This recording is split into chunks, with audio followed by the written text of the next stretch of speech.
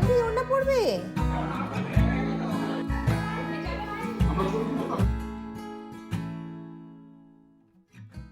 আসসালামু আলাইকুম everyone, welcome to Nishi's nest. অনেক দিন পরে অনেক আগের একটা ভিডিও নিয়ে বলতে গেলে হাজির হয়েছি। আজকে আপনাদের সাথে কয়েকদিনের একটা ভিডিও একসাথে শেয়ার করতে যাচ্ছি।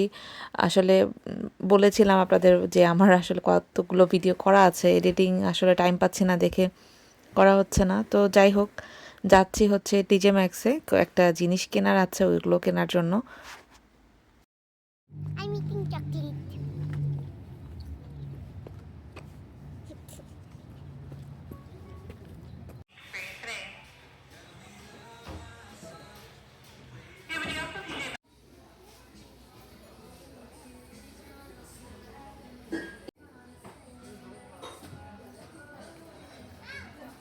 টিজে ম্যাক্সে গেলে মনে হয় যে পুরো দোকানটা পারলে তুলে নিয়ে আসতে ভালো হতো, মানে হোম ডেকোরেশন অ্যান্ড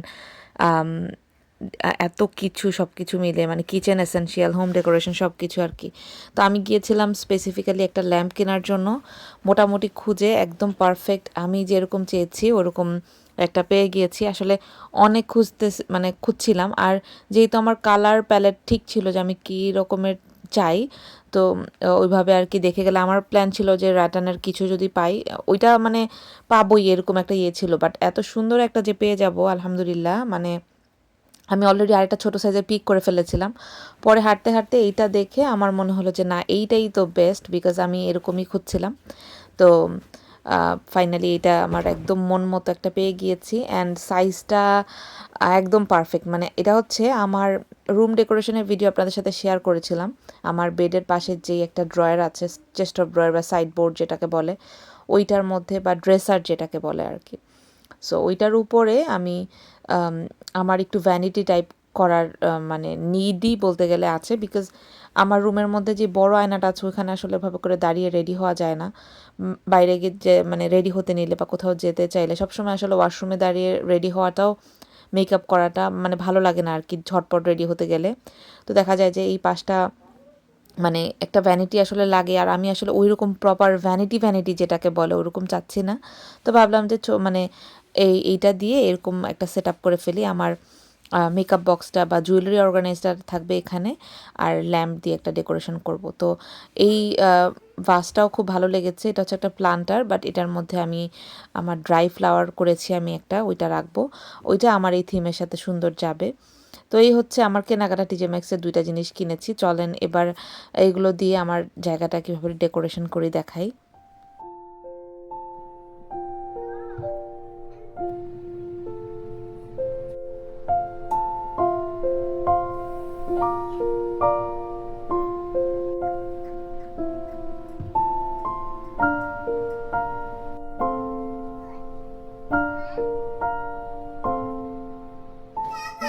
তো এই হচ্ছে আমার ড্রেসারের উপরে কাইন্ড অফ ভ্যানিটির ডেকোরেশন বলা যেতে পারে। তো কি বলছে?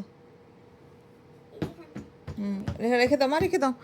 আর এই পাশটাতে হচ্ছে এর আগে হচ্ছে গাছটা রেখেছিলাম, আমার যে অলিভ ট্রিটা আছে ওটা রেখেছিলাম, বাট এখন আর কি ওটা রাখছি না। কারণ হচ্ছে আমার দেখা যায় দৈনন্দিন অনেক কিছু দরকার পড়ে, যেমন কোরআন শরীফ রাখা হোক বা ছোটোখাটো নোট, যেই জিনিসগুলো, তারপর রিমোট, আমার ক্যামেরা, এই জিনিসগুলো আসলে এলনাজের হাত থেকে দূরেও রাখতে হয়, প্লাস হচ্ছে মানে হাতে আমি ইজিলি পাবো এরকম জায়গায় রাখতে হয়। তো আমার আসলে বাসায় ওরকম কোনো মানে সব হচ্ছে এই হাইটের জিনিস, আর এখানে সব ও এগুলো খুলতে পারে।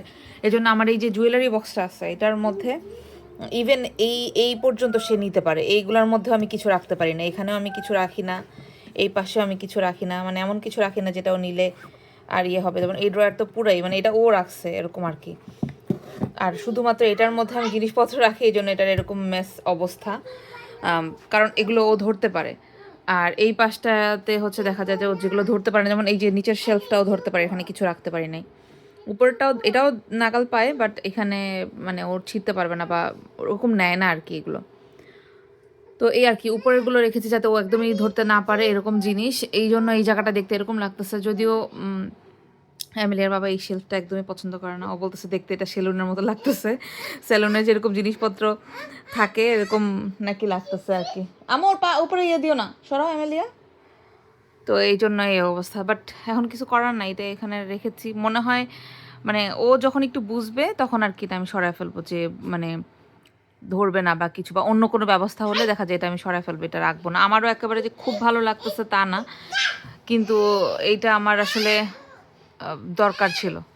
আর এই যে এই পাশে পুরো দুজন টানাটানি শুরু করছে কম্বল দিয়ে, এই যে এই দুষ্টু এমেলিয়া হচ্ছে স্কুল থেকে এসে এগুলো করতেছে।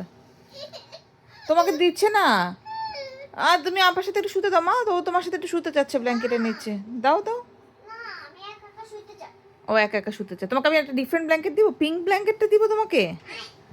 ওকে, এই তো এলি শুয়ে পড়েছে।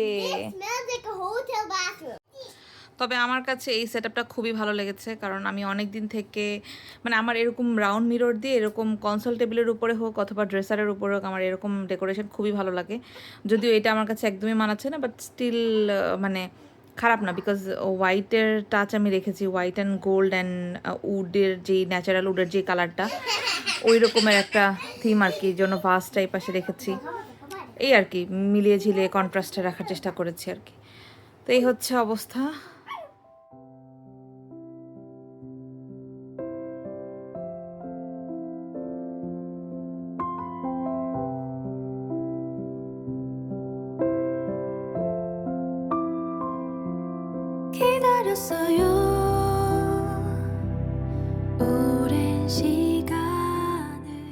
এই ভিডিওটা ছিল বসন্তের শুরুর দিনের।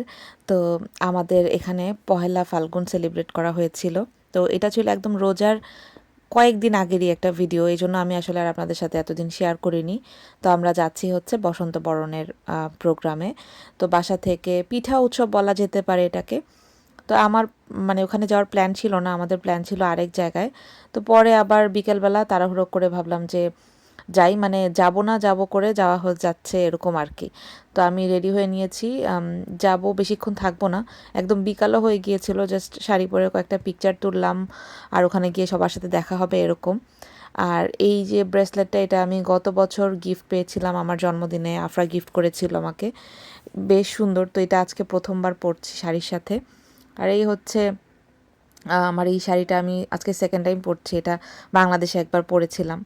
এই হচ্ছে ফাইনাল লুক। এবার হচ্ছে যাব পিঠা উৎসবে। আমরা রেডি হয়ে গেছি আমরা, এখন হচ্ছে বাইরে থেকে আমি কি বলে সমোচা, সরি সিঙ্গারা পিক করব, তারপরে হচ্ছে যাব। অলরেডি সবাই পৌঁছে গেছে, আমার এমনিতে আজকে একটু লেট হয়ে গেছে, আর আমার বাবারও কাজ ছিল। এই হচ্ছে আমাদের এবারে ফাল্গুনের লুক। এমনি ওড়না পরবে, পরো তো, সুন্দর, গলায় পরো, গলায় না, এটা এটা এটা তোমার জন্য।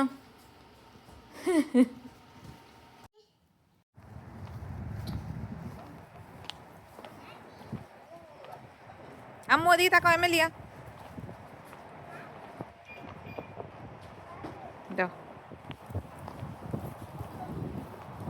তো এই তো আমরা রেডি হয়ে বের হয়ে গেছি। বাচ্চাদের নিয়ে আসলে রেডি হয়ে বের হওয়াটাই একটা যুদ্ধ, ওই জন্য রেকর্ডিংটা ওই সময় একটু কঠিন হয়ে যায়। আর ওয়েদার খুব একটা ভালো ছিল না, মানে মেঘলা মেঘলা ওয়েদার আর কি। এখন আমাদের এখানে ওয়েদারটা এরকমই চলছে। যদিও এটা ফেব্রুয়ারি মাসের ভিডিও ছিল, ফেব্রুয়ারিতে রোজার আগের কয়েকদিন আর কি, শুরু রোজাতে কয়েকদিনও খুব ঠান্ডা পড়েছিল এটা ওই টাইমটাতে। আর এই তো ভিতরে চলে এসেছি, এখানে হচ্ছে কত রকমের যে পিঠা ছিল। আমি তো এসে অলরেডি মোটামুটি পিঠা অনেক খাওয়া দাওয়া হয়ে যাচ্ছিল এরকম একটা অবস্থা। তবে ওখানে একজন সবগুলো পিঠা প্লেটারে নিয়েছে, ওটা একটা ভিডিও করেছি। আর এই হচ্ছে সব পিঠা। আর আমিও আজকের মতো ভিডিওটা এখানেই শেষ করছি। মজা হয়েছে আলহামদুলিল্লাহ, সব কিছু মিলিয়ে বিদায় নিচ্ছি আজকের ভিডিও থেকে। আল্লাহ হাফেজ।